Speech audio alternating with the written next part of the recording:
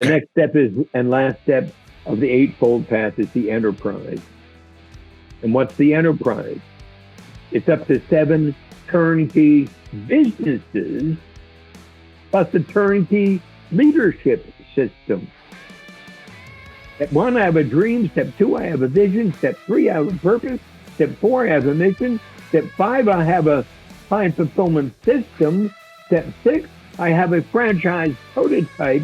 Step 7, I have a turnkey business prototype. Step 8, I have a turnkey enterprise prototype. And until I have all of that stunning achievement operating, I don't create my great growing enterprise. My great growing enterprise is built on what I've just described to you.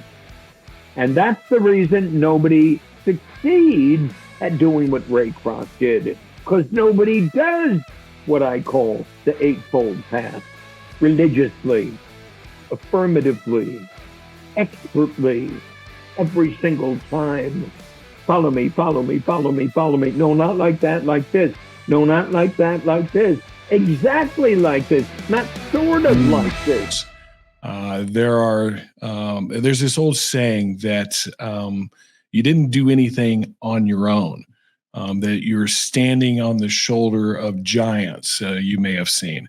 And I have some of those giants in my life. I just got to meet this guy like in a face-to-face conversation for the first time on Friday, but I've been following him for years and years. This is a show you're going to want to listen to. It is going to be some new content from one of the masters in our industry and in our world from the small business perspective. He's written more books about it than anybody out there. They are the highest rated books. He sold more of them than anybody else when it comes to small business.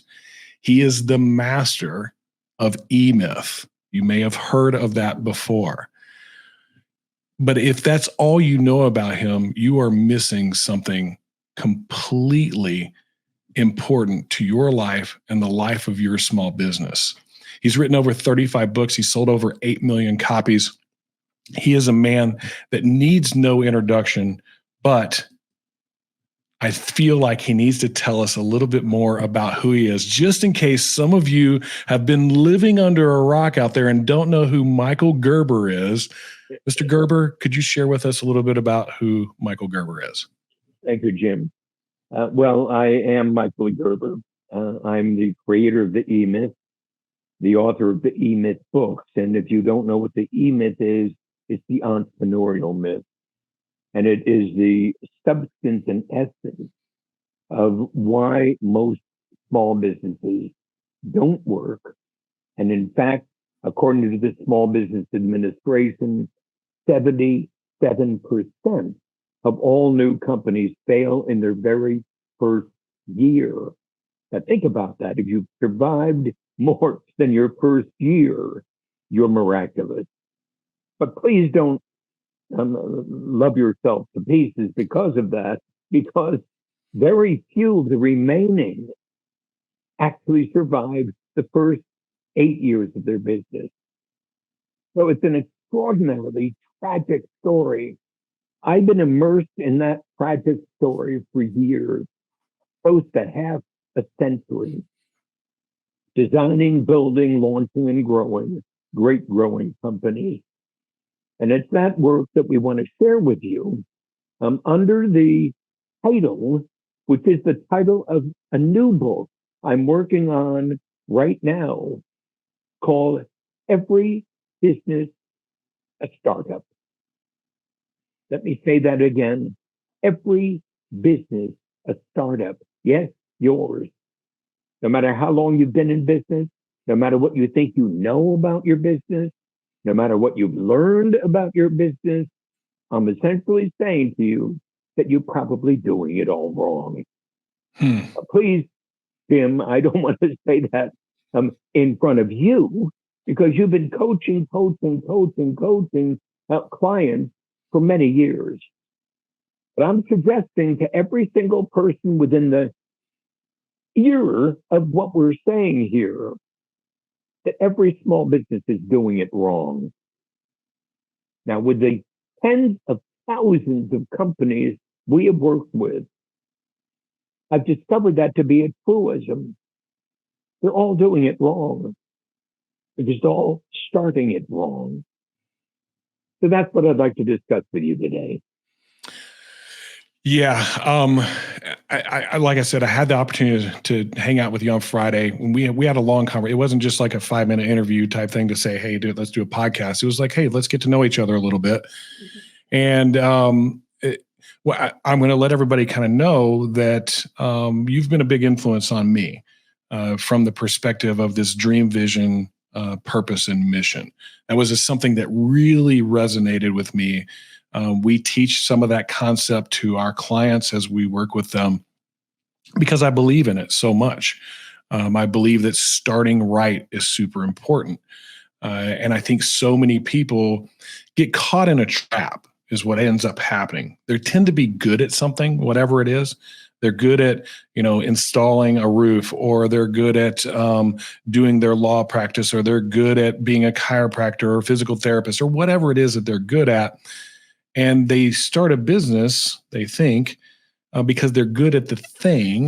And I think you call that a technician, but they don't really understand how to start a business. And I think you believe a lot of that's because they didn't start it right. Is that correct? Absolutely. They didn't start it right, and they didn't do what was necessary to do each essential step of the way. In our lexicon, I call it the eightfold path. And the eightfold path is the crucial process for going beyond the EMyth to what I call the evolution of an enterprise from a company of one to a company of 1,000. And there is an absolutely dynamic process that every company must go through, yet must go through, in order to succeed at that and to go beyond the ordinary. And it's beyond the ordinary that I've been focused upon all these years, like Steve Jobs, like Ray Kroc, like Mother Teresa. Beyond the ordinary is what is truly extraordinary. Yeah, that term for me is the exceptional, right? The people that stick out for some reason or other. And I'd like to think of myself as a student of those people. You're one of those people in my world. You are exceptional. You have to be an observant person to realize that somebody has walked the path before, and that they've achieved something that you want to achieve, and that they have some recipe for getting there, and that you need to learn the recipe. But even if you learn the recipe, you got to do it several times before you actually get good at cooking it. Go ahead. In that regard, and to our audience, when you talk about the recipe and you have to do that recipe, it's absolutely not enough to read the book. I have a co-author, Ken Goodrich, who happens to be a contractor, the EMyth HVAC contractor. And Ken has created this stunning company. And he said, Michael, it wouldn't be the stunning company it is if it weren't for the EMyth Revisited. But hear me, I read the EMyth Revisited when I was about to go out of business. My dad passed away. I worked with my dad from the age of 10 years old, as I handed him his tools, as I handed him his stuff, as he did the work he did, to do the work he did as an HVAC contractor. And he said, and I thought after I graduated out of college, that I knew what I needed to know about that business. Then my dad passed. My mom passed the business over to me, and I simply started working in the business. And suddenly I learned something about it that I'd never been told about my dad. There's an organization called the IRS. and I never heard about this organization called the IRS until they came to my door and asked for a bundle of money that I owed them. And I didn't know that I owed them that bundle of money. And I begged and I bargained and I did what I had to do. I talked them out of shutting me down and asked them for some time. So they gave me some time. Now, the extraordinary thing, these things happen to us. They happen to you, Jim. They happen to me. They happen to everybody who's listening to us today. A good friend of my dad's gave me a book. Right then, the EMyth Revisited. Now, you got to understand, Ken told me, I don't read business books. But I was so upset and so terrified that I figured I had to read it. Because it came from a guy that I trusted, who my dad trusted. And so I picked it up and I read it. And then I said to myself, oh my God, so that's what a business is. And Goodrich said to himself, so that's what a business is. So that's what I've got to do. And he said, Michael, hear this.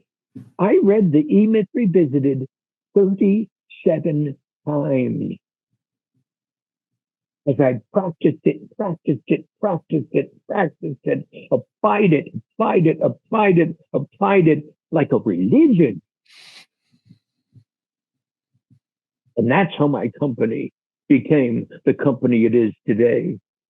At about today, Jim, about 150,000 a year. 50 million, right? I'm sorry, 150 million a year. Yes. Yeah. 150,000. 150 million a year. Yeah, that was Think yesterday. about that. Yeah. From nothing to more than something. But he read the book 37 times. And I'm not saying you need to read the book 37 times. I'm simply saying it's more than just reading a book. Yeah, it's truly understanding a book. I believe there's a recipe to that part too. Like knowledge is one thing. You hear it all the time. Knowledge is power, right? You hear that all the time. Yeah. I think that's a bunch of horse crap, to be honest with you.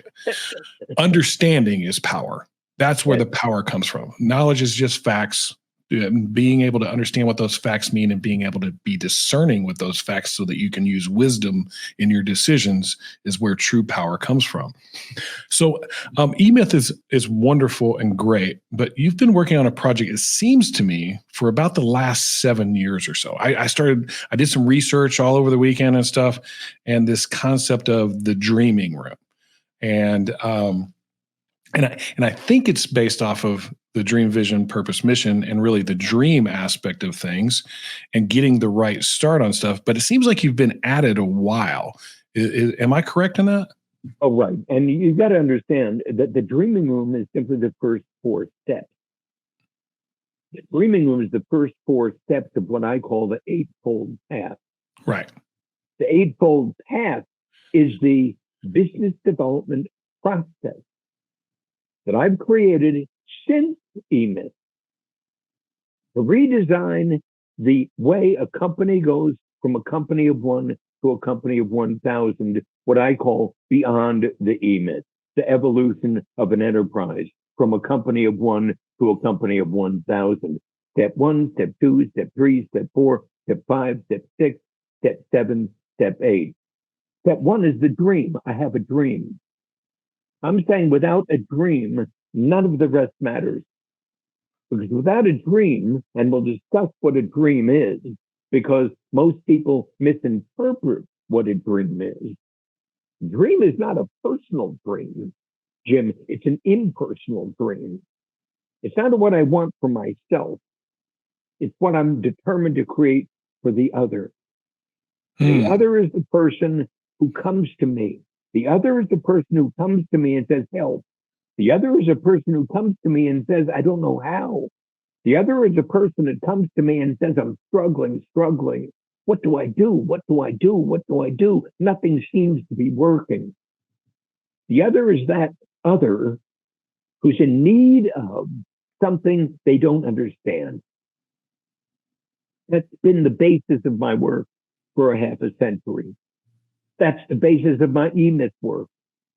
That's the basis of the work of what we call Michael E. Gerber companies, what I call the new EMyth, the evolution of an enterprise from a company of one to a company of 1,000.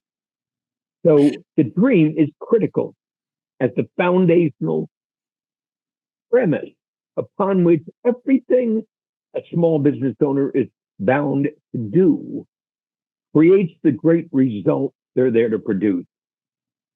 So if there's one thing I've learned about this dream aspect of things, people struggle with developing and getting clarity on what that dream is. Is that a true statement? Absolutely. But you understand Why? the reason they struggle with it, because they're unaccustomed to understanding it the way I describe it. And so the way we describe a dream is different than the way anybody else does. And so we'll describe that momentarily, but understand a dream is a very specific thing. It has a shape, a form, a concept. It is what I refer to as the great result you're there to produce. You're there to produce in the company you're there to create. So without knowing what the great result is you're there to produce for the company you're about to create, how can you create the company that's going to produce it? You couldn't. It's where I started with this. And is it okay to share my dream with you? Of course. To make the knowledge necessary to create a business that gives you freedom available 24/7, 365 to any contractor that wants it. We'll work on that. But we'll not work on that here. Okay, that's fair. Like I probably need some specifics, like the 33 million contractors out there that need it. Yeah. But that's where it all started for me, was this idea of making the knowledge that, because we're not doing anything new. This isn't new. The knowledge, people have done this before. They have created great contracting business. I did one myself. This is not new information, but it's just not available in a way that people can dissect it and use it wisely to create Let me say to you, it is new. Okay. What's new? It is new. So my dream in 1977, when I created my first company, which was called the Michael Thomas Corporation, Tom and I created the Michael Thomas Corporation. It was the very first, hear this, business development firm on the planet. Wow. The very first business development firm on the planet. I had a dream. Tom and I talked through this for literally week upon week upon week until we finally came to agreement about it. Our dream was simply this: to transform the state of small business worldwide. That was our dream. That's my dream today. It hasn't changed one iota. To transform the state of small business worldwide. So did you nail it the first time and just knew what it was, or did it evolve over time? Took us weeks. Okay. But we finally got it. Because we knew what we're setting out to do. The second step in the Eightfold Path is the vision. So I have a dream to transform the state of small business worldwide. But I had a vision. And our vision back then in 1977 at the Michael Thomas Corporation was to invent the McDonald's of small business development services. How do I realize my dream? To invent the McDonald's of small business development services. Now, why McDonald's? Because McDonald's was and is the most successful small business in the world. How did Ray Kroc do that? How Ray Kroc did that is how you need to do what you do, what every small business owner needs to do, what they presume to do. So when I say the McDonald's, I'm not talking about hamburgers and French fries and milkshakes. I'm talking about the business model. To invent the McDonald's of small business development services worldwide. Get it? Visually, emotionally, functionally, and financially. That was the second step. The third step was my purpose. And my purpose was to create the story upon which all of this depends. Get that? To create the story upon which all of this depends. And the fourth step was my mission. My mission was to lead every small business owner to do what we've successfully done. With a dream, a vision, a purpose, and a mission. Well, that's incredible.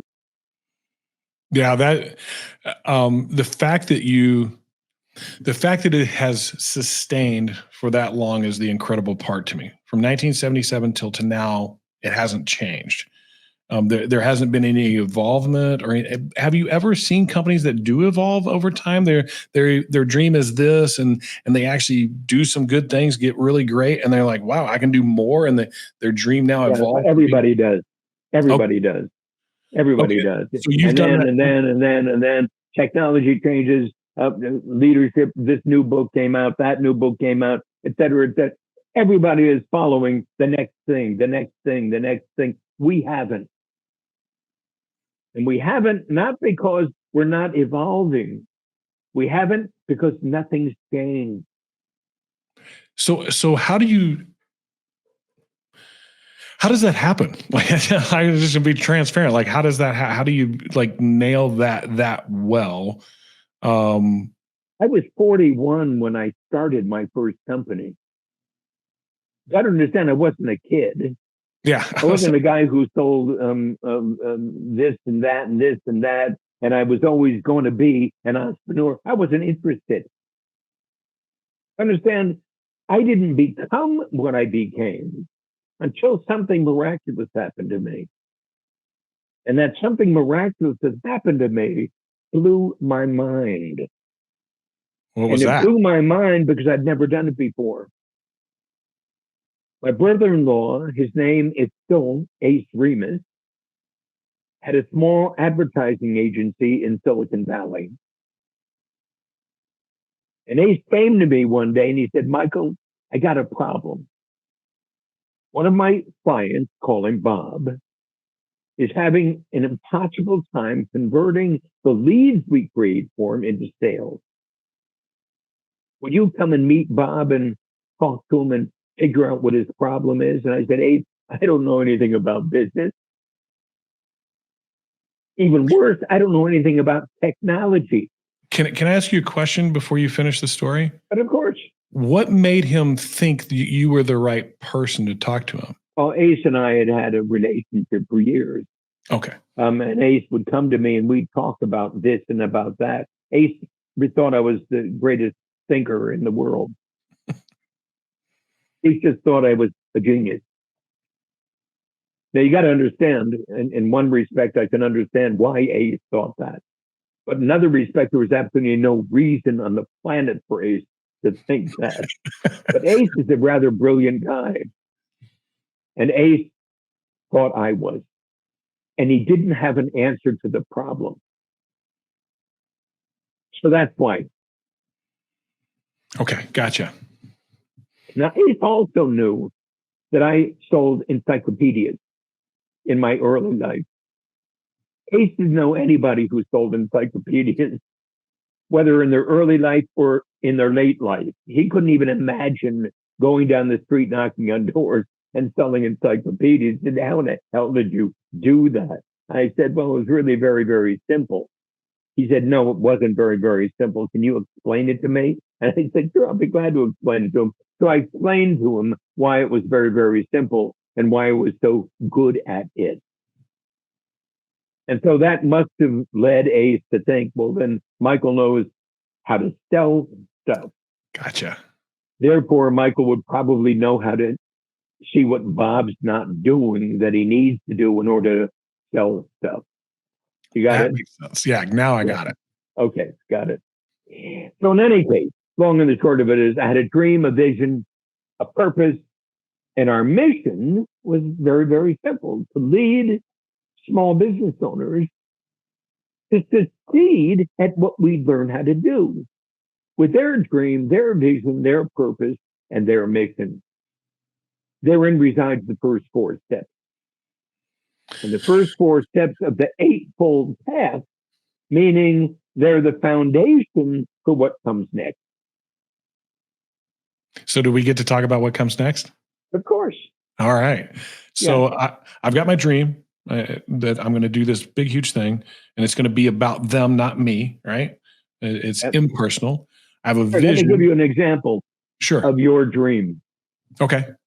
how I would frame it. To transform the state of contracting companies worldwide.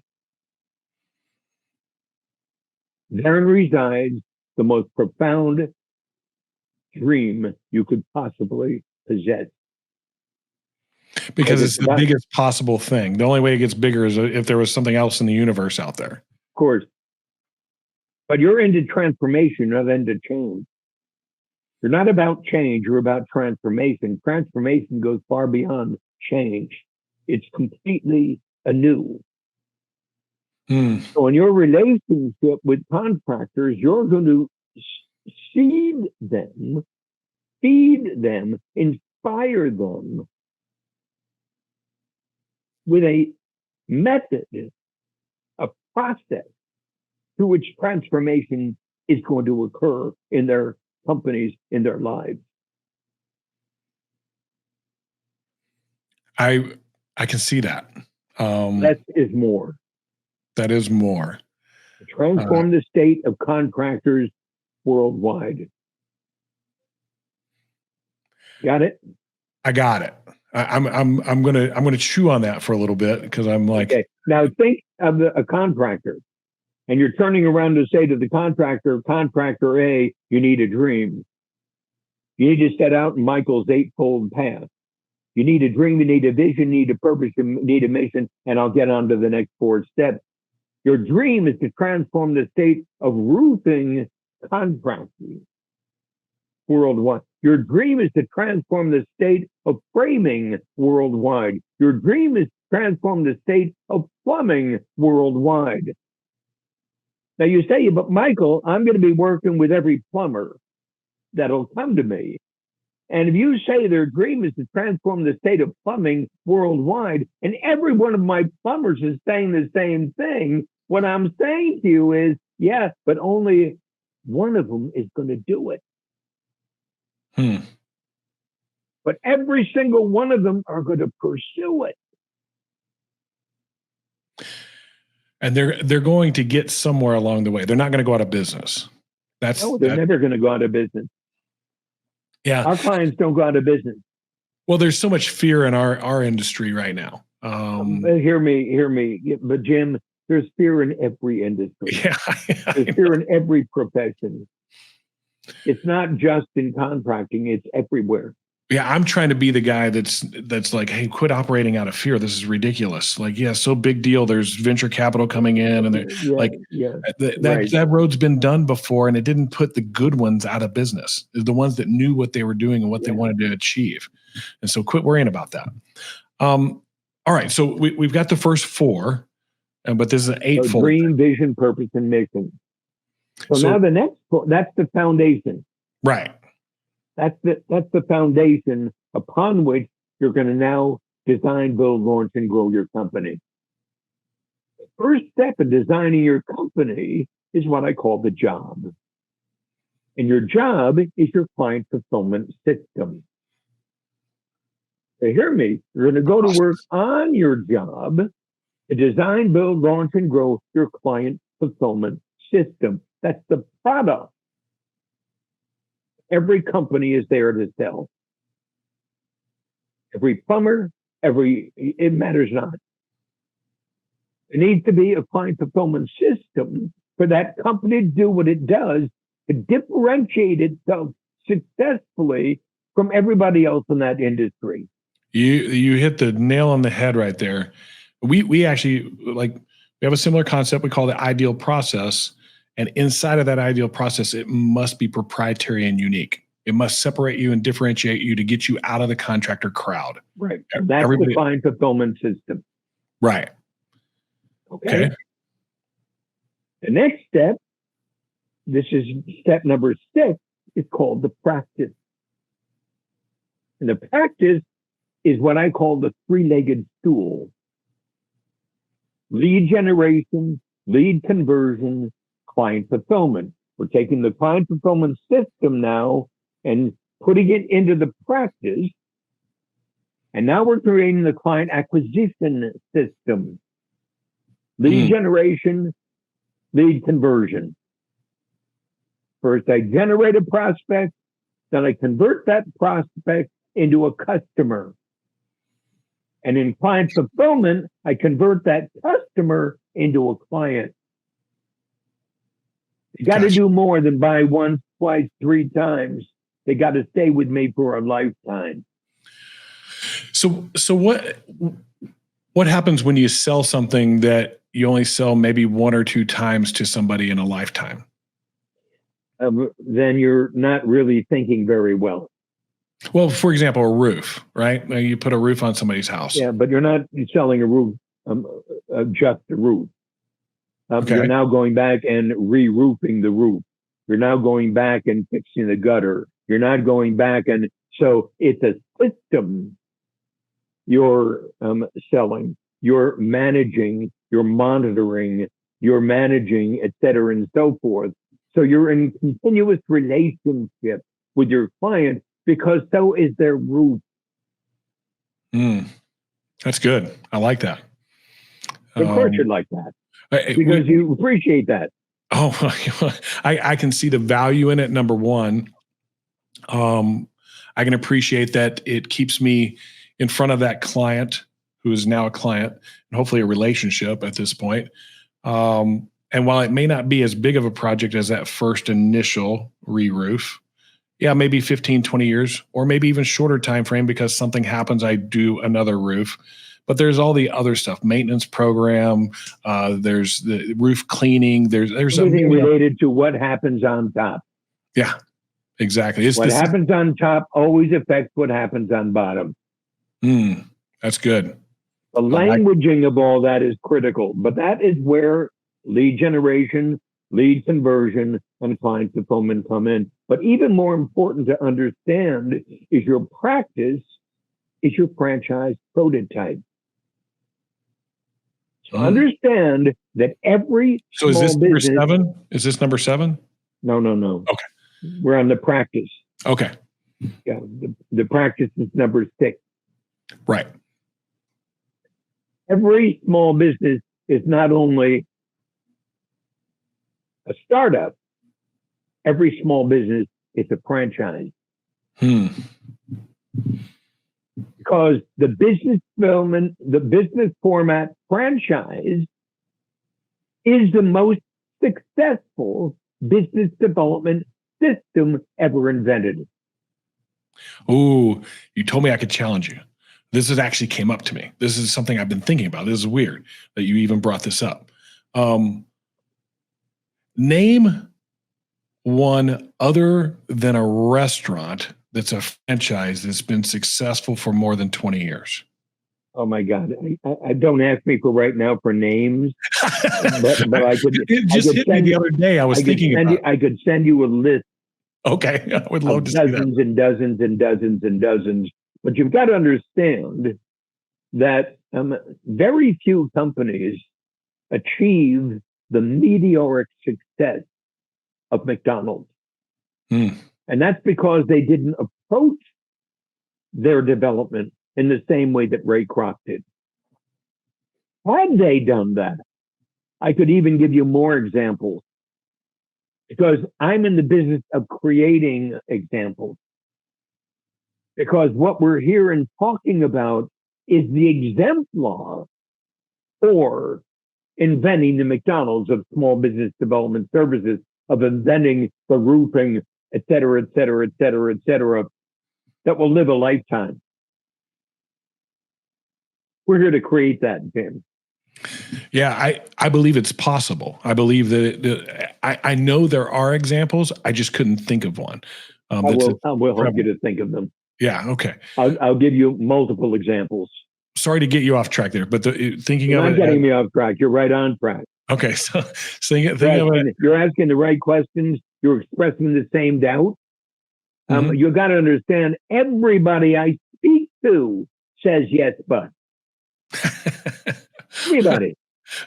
My observations of franchises outside of the restaurant world has been poor. They exist. Well, of course, but it should be, because franchises are poor.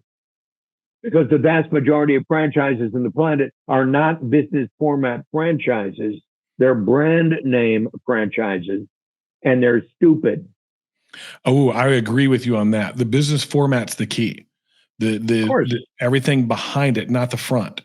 There's a lot of good ideas. And that's the practice. Yeah, there's a lot of good ideas. The prototype. There's a lot of good ideas out there that run off and like catch on fire. I'll give you a good example. Like Anytime Fitness. That's one that's like, well, okay, that popped up out of nowhere. They put franchises all over the place. Now I can't find one. And so what's the name of it? Anytime Fitness. They exist. They're still out there, but they're not what they were, right? It's like they're not what they were because they're not capable of replicating themselves successfully. Right. And there's several in our industry. I won't name names because that would be not nice of me. But no, it wouldn't be nice. Yeah. They start with one big one and they go, hey, I'm going to go do another one and sell this franchise to somebody. And they sell a franchise to somebody and it poops. It's nothing. They have 17 locations. They do $21 million. That's $1.25 million a piece. That's nothing considering that the one's doing 6 or 7. But let me tell you why. That's what I would love to know. They didn't do what Ray Kroc did. Period.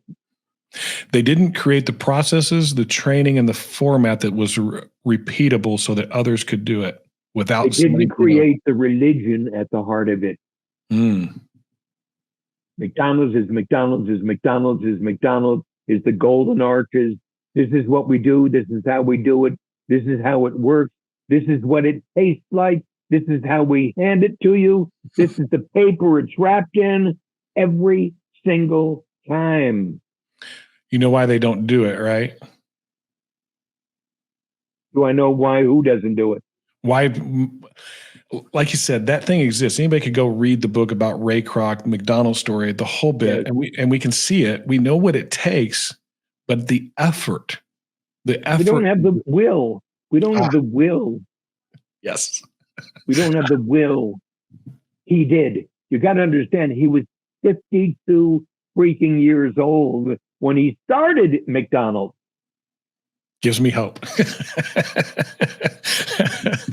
Oh, that's such a good story. Step number 6 is the practice. Right. Step number 7 is the business. What's a business? A business is nothing other than up to 7 turnkey practices. Practice number 1, practice number 2, practice number 3, number 4, number 5, number 6, number 7. That's the business franchise prototype. So in the contracting world, 7 locations that are performing well. No, not performing well. Performing outlandishly well. Okay, fair enough. Performing religiously well. Ooh, I like that. Okay. And understand the business is plus a turnkey management system.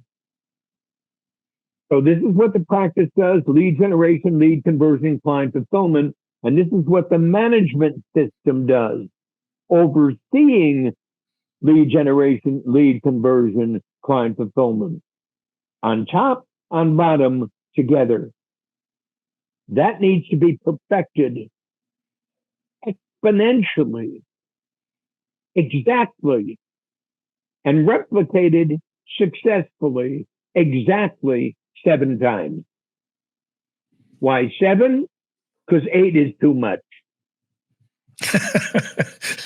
Okay. How did you come to that?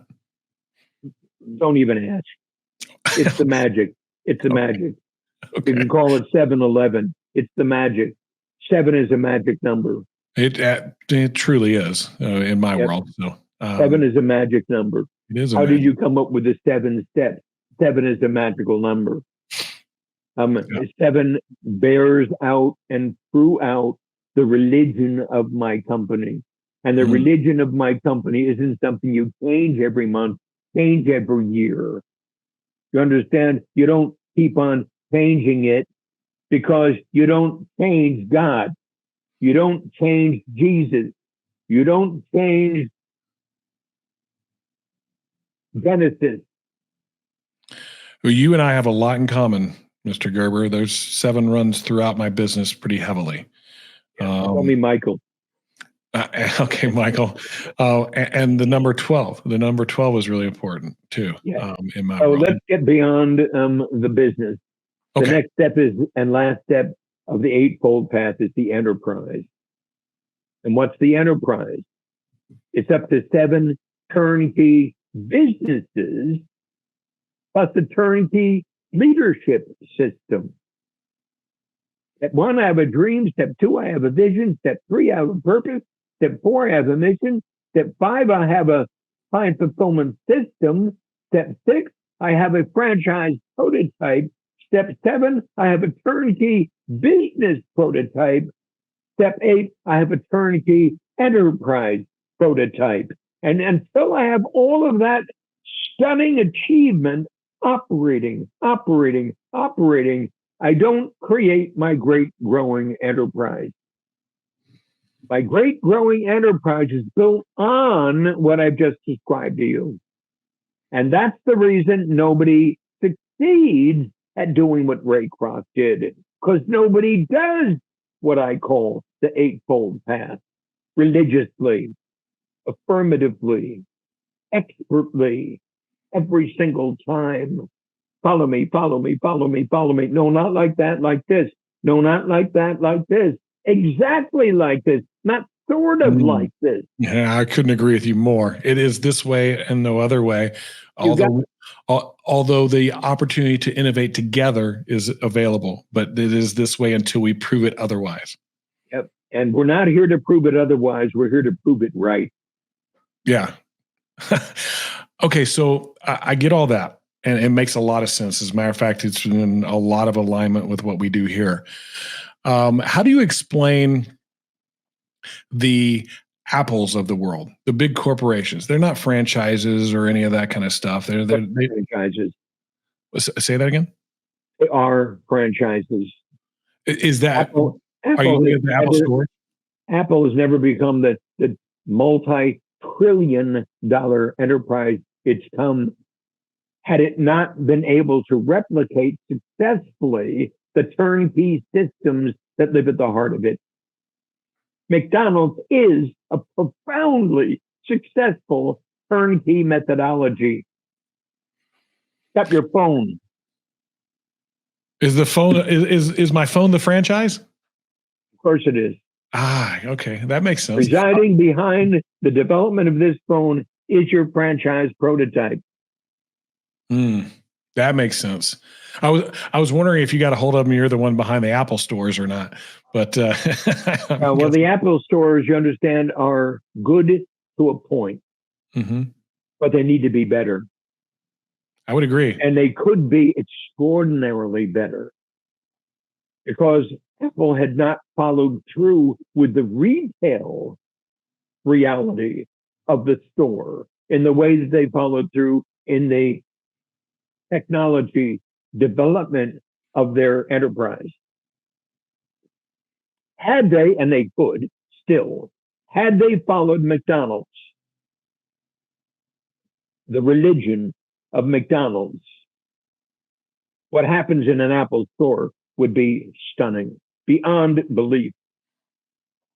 And I think a lot of those It Apple isn't. people think it is, but I'm not an Apple person. So. Yeah. Well, that's because they haven't really bought the dream yet, the vision yet, the purpose yet, the mission yet. And Steve Jobs was They one were, of the first who said, you've got to have the passion. You've got to love what you're there to do. they're just not the same without him. And so is that a big part in this too? Like who that leader is? Does that play a big role? Well, it is until it isn't. Hmm. But you got to understand, Apple did the majority of its growth after Steve Jobs, not while Steve Jobs. But Steve Jobs put the stamp of that Jobs passion at the heart of it. And had he not done that, it wouldn't be here. Yeah. In fact, Apple was on its way out. Yeah, he was fired and rehired, I think, 3 different times because he was kind of a jackass, but they couldn't survive without him. Like it's just one of those things. But when that is something that comes along with passion. When you're really passionate about something, you're going to rub people the wrong way that don't fit. Of course. And that's fine.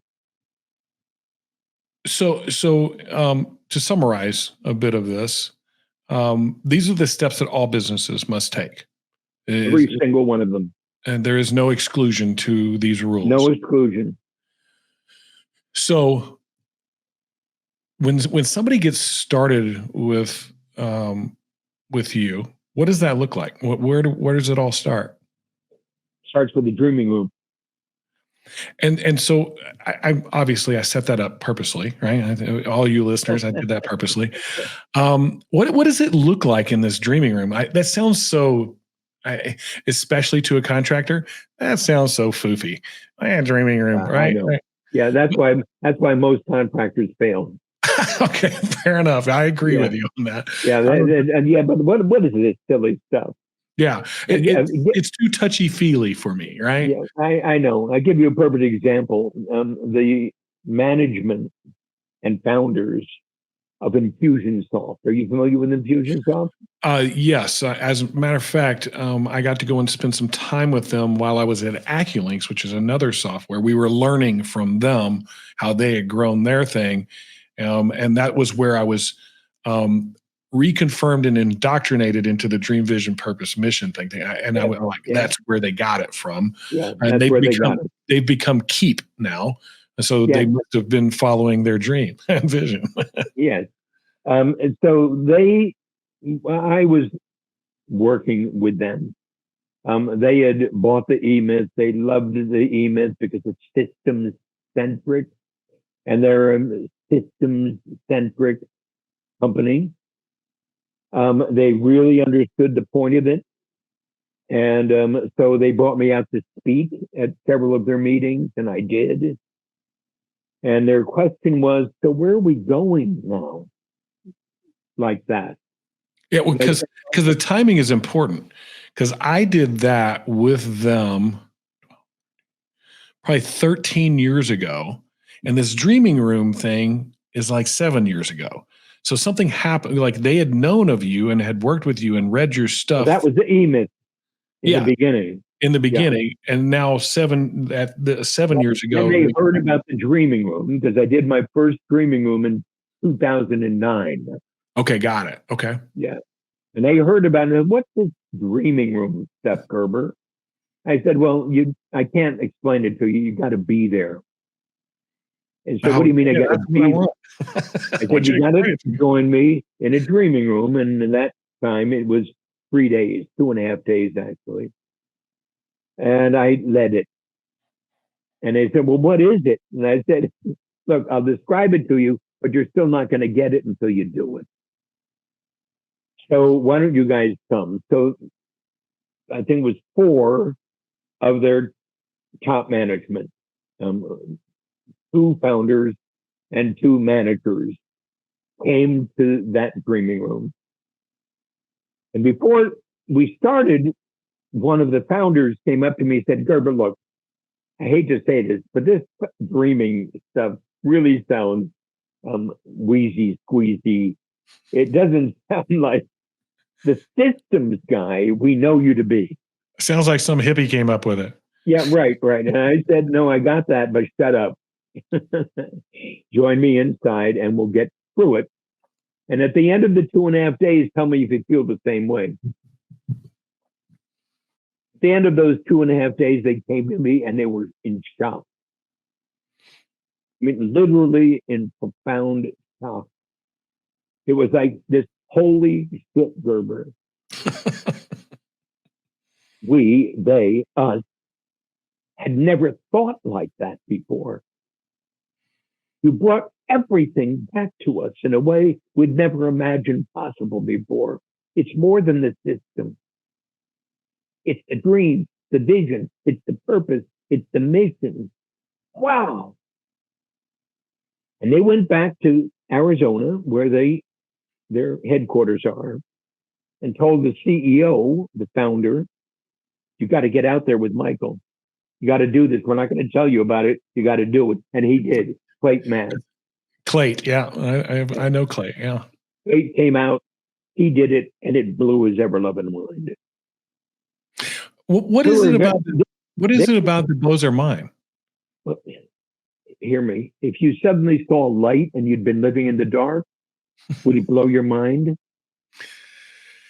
Yeah, for sure. Saw an end game you'd never seen before, and you saw the way to reach it, would it blow your mind? If you were struggling, doing it, and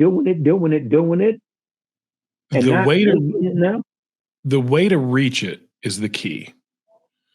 Because I think some people tend to be dreamers and they dream like, I got big dreams. I'm one of those guys. Daydreaming.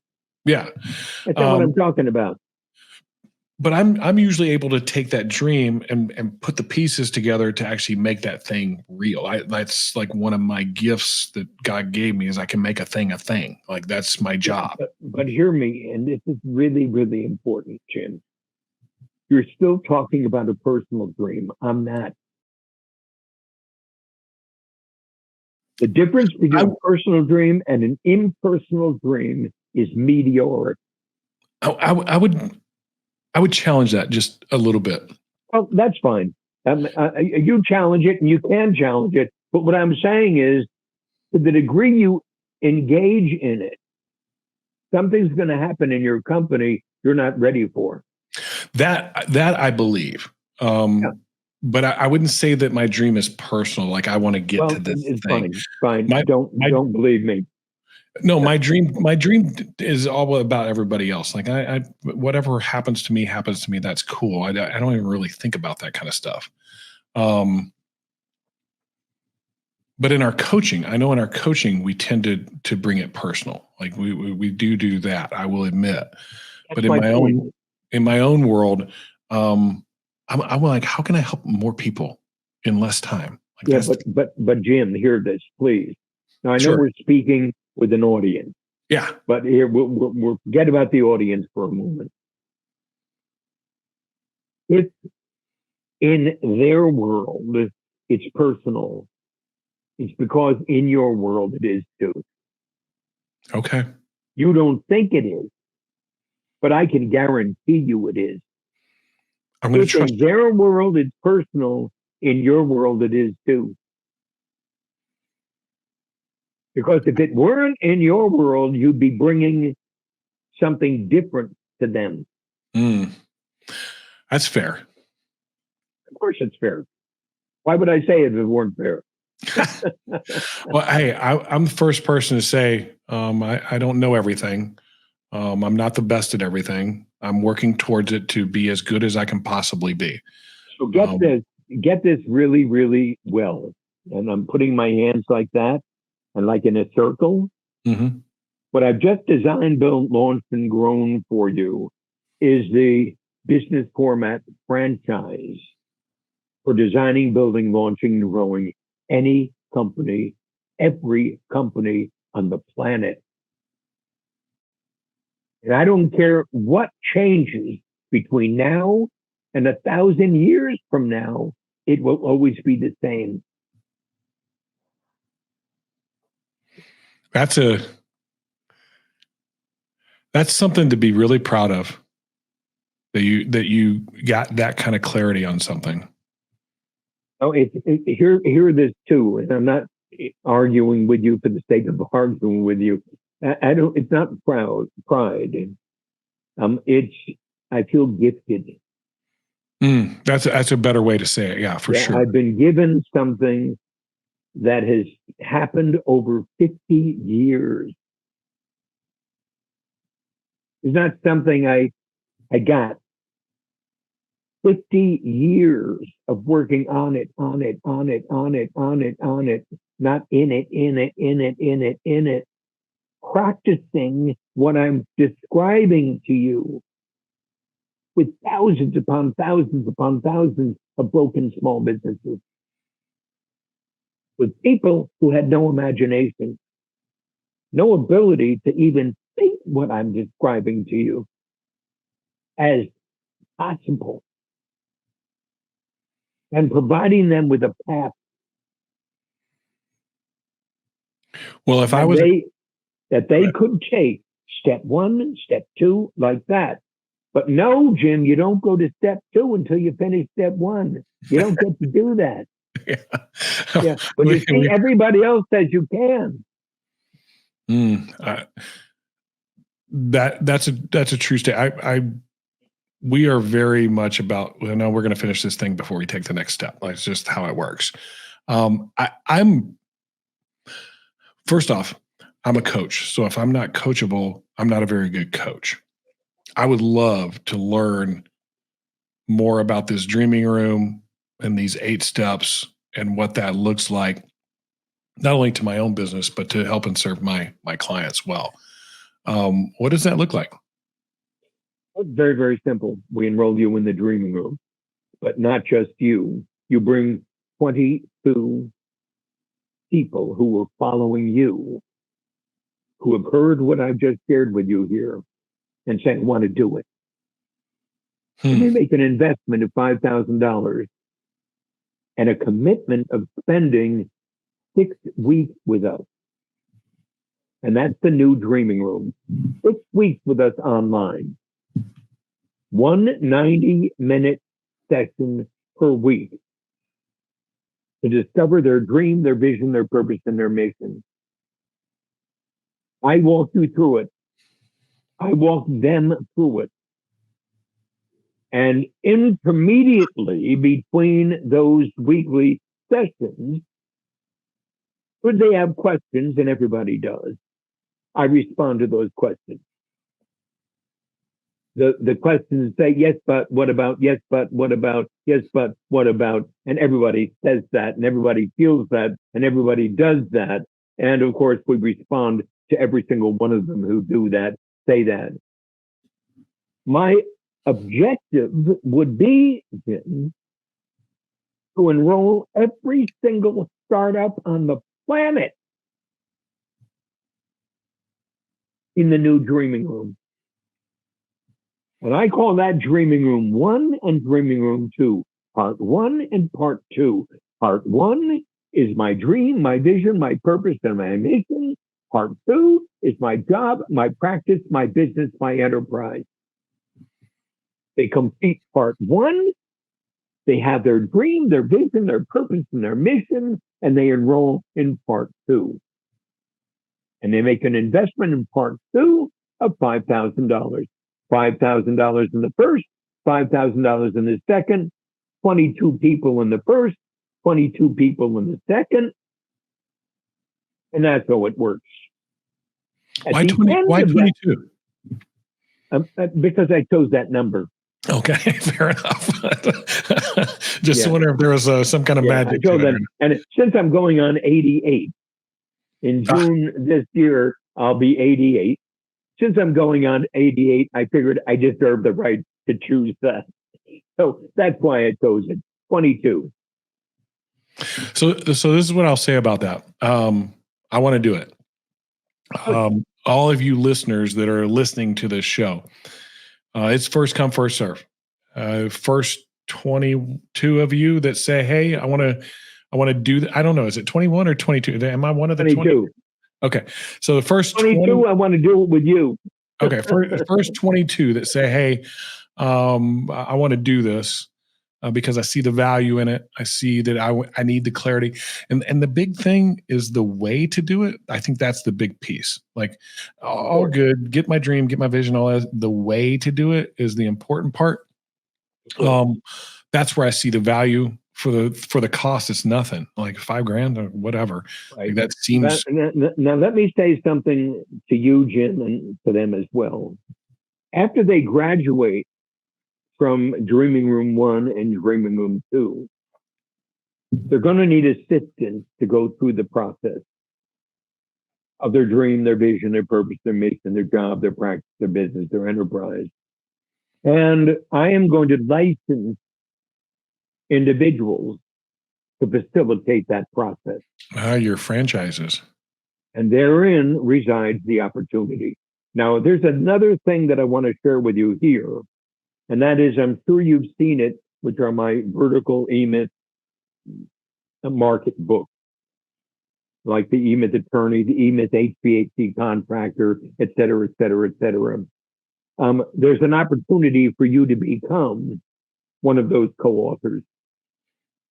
That sounds fantastic. Yes.